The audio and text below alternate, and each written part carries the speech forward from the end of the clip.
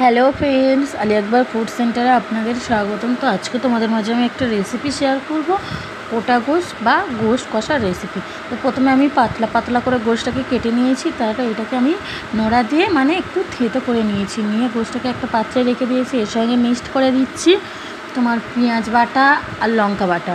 তার উপরে দিয়ে দিয়েছি তার উপরে দিয়ে দিয়েছি লবণ। এর উপরে দিয়ে দেবো অল্প পরিমাণে একটু হলুদ গুঁড়ো, অল্প পরিমাণে হলুদ গুঁড়োও দিয়ে দিয়েছি। এরপর আমি দিয়ে দেবো পরিমাণ লঙ্কা গুঁড়ো। যেহেতু লঙ্কা বাটা ছিল তার জন্য আমি এর উপরে অল্প পরিমাণ সামান্য পরিমাণ লঙ্কা গুঁড়ো দিয়ে দিয়েছি। এর উপরে আমি দিয়ে দিয়েছি আদা রসুন পেস্ট। তার উপরে আমি দিয়ে দিয়েছি গরম মশলা। দিয়ে এটাকে আমি ভালো করে এরকম ম্যাগনেট করে নেব, মিক্সড করে রেখে দেবো 10 মিনিটের জন্য। এটাকে আমি রেস্ট রেখে দেবো, দেখবি কত মাংস থেকে জল ছাড়ে। চলুন, এবার আমি একটা প্রেশার কুকার নিয়ে নিয়েছি। প্রেশার কুকারের মধ্যে 10 মিনিটের পরে মাংসটাকে আমি প্রেশার কুকারের মধ্যে দিয়ে দিয়েছি সেদ্ধ করার জন্য। দেখতেই পাচ্ছ, এটাকে আমি একটু জল দিয়ে সেদ্ধ করে নেবো গোশটাকে। নিয়ে তারপরে 2টো সিটি মারলে সিদ্ধ হয়ে যাবে, যেহেতু গোশটা থেতো করা ছিল। তো আমি সিদ্ধ করে নেবো। এবার আমি একটা হাঁড়ি বসিয়ে নিয়েছি, এর উপরে দিয়ে দিয়েছি তেল, তার উপরে দিয়ে দিয়েছি পেঁয়াজটাকে এমনভাবে নাড়তে থাকবো, নাড়লে পেঁয়াজটার রঙ বাদামি কালার চলে আসবে।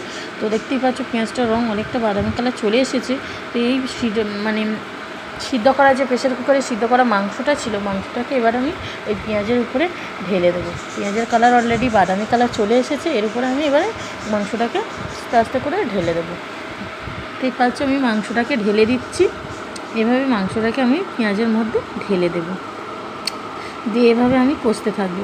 ঠিক পাচ্ছ, মাংসটাকে ঢেলে দেওয়ার পরে কত সুন্দর কালারও চলে এসছে পেঁয়াজের সঙ্গে মিক্সড করার পরে। এভাবে আমি মাংসটাকে কষাতে থাকবো, এভাবে কষিয়ে নেবো। অলরেডি হয়ে গিয়েছে। প্রেশার কুকারের গায়ে যে মশলা লেগেছিলো তার জন্য আমি প্রেশার কুকারটা ধুয়ে ওই জলটা আমি মাংসের মধ্যে দিয়ে দেবো। দিয়ে আমি 10 মিনিটের জন্য ঢেকে রাখবো। মাংসের কালারটা কত সুন্দর চলে এসছে, দেখো তরকারির কালারটা কত সুন্দর হয়েছে। এই জলটা আমি এর মধ্যে দিয়ে দেবো, দিয়ে এটাকে একটু নাড়াচাড়া করে নেবো ভালো করে। একটু নাড়াচাড়া করে 10 মিনিটের জন্য এটাকে আমি ঢেকে দেবো।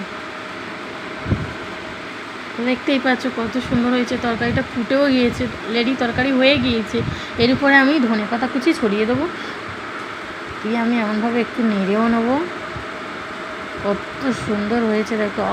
বন্ধুরা, এই প্রসেসে আপনারা বাড়িতে বানিয়ে খেয়ে দেখবেন, খুব সুন্দর লাগবে। ভালো লাগলে একটা সাবস্ক্রাইব, লাইক, কমেন্ট, শেয়ার করতে ভুলবেন না। Tata, by.